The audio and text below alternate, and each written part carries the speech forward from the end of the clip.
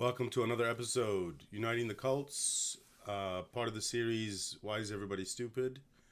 Um, this post is about uh, fear related to miracles.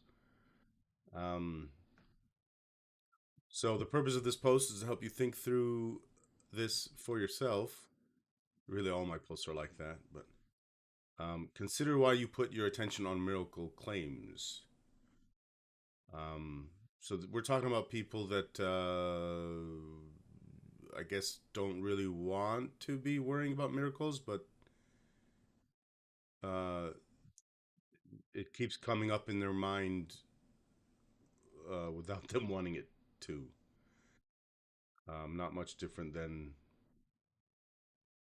questions like, "What if Islam is true?" and then they get scared, which I talk about in another video. Um, so first, it means that you think there are such things as miracles. So let's start there. And by the way, I want to be clear there are people who do not believe in miracles at all, and they never think that something is a miracle. I'm one of them, by the way. What is a miracle? In other words, what methodology do you use to identify whether something is a miracle or not a miracle? This is important. I'll be explaining why. Here it is. If you can't explain your methodology, that means you've never made your own judgments about whether or not something is a miracle.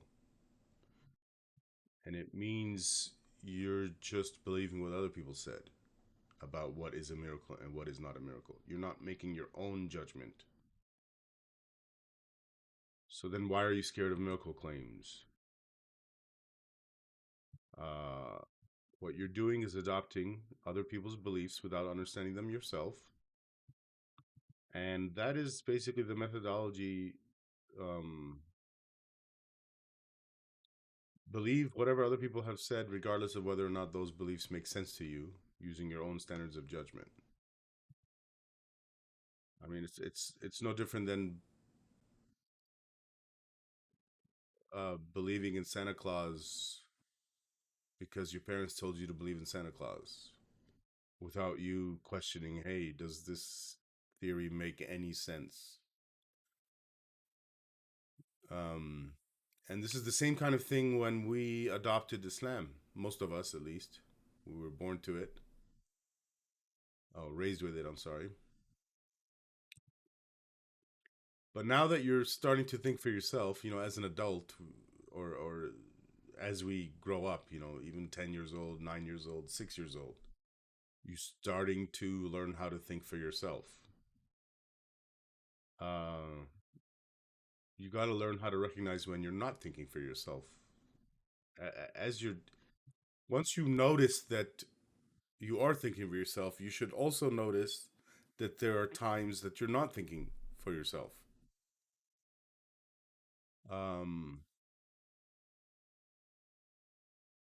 and all of this is much more important or higher level, higher priority than anything about miracle claims. This affects everything in your head, everything you believe. Where miracle claims is like a small subset of the stuff in your head.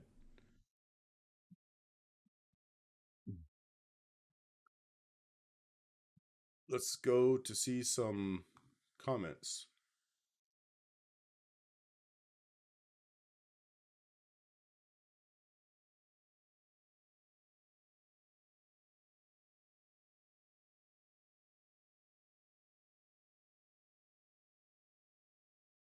So, in this little post, or little comment, this guy is, or this person is wanting some. He's thinking about this particular miracle or miracle claim, and he doesn't know how to argue against it. So I went ahead and pointed out some things I noticed. How do you know Muhammad was illiterate? And the way we know is because he told us. So then we're just if we were to believe this, we're just believing things just because someone said it.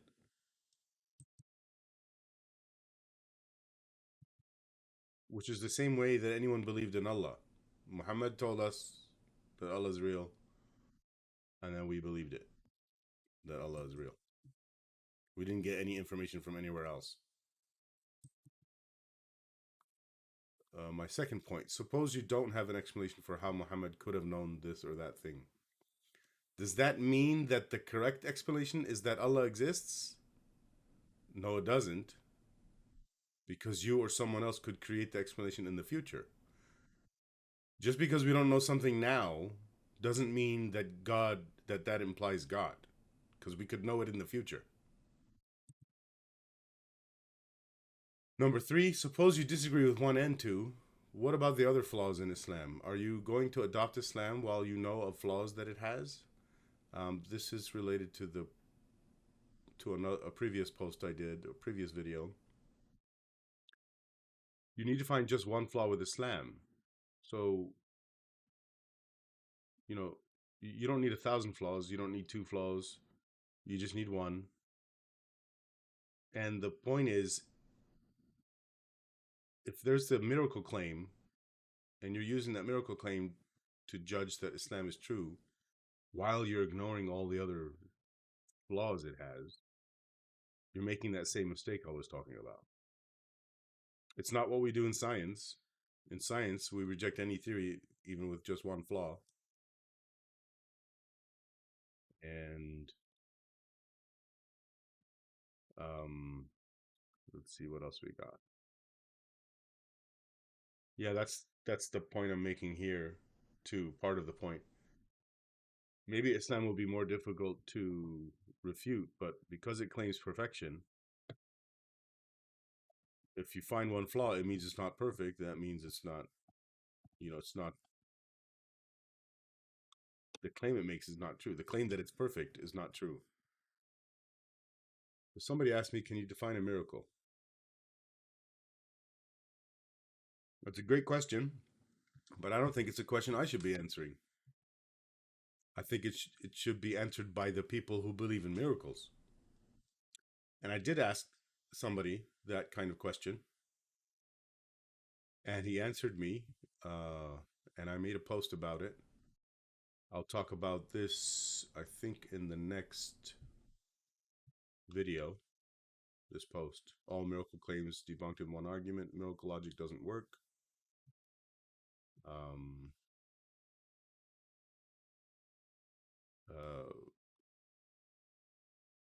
Let's see. Is that it? Oh, that's... Can we not go any further? That's it, I guess. Let's look at this real quick, since we're here already. And this is the definition that I was given. They said the textbook definition of a miracle is an extraordinary and welcome event that is not explicable by natural or scientific laws and is therefore attributed to a divine agency. So that's what I'm going to be arguing in the next video. All miracle claims debunked in one argument. All right, see you in the next video.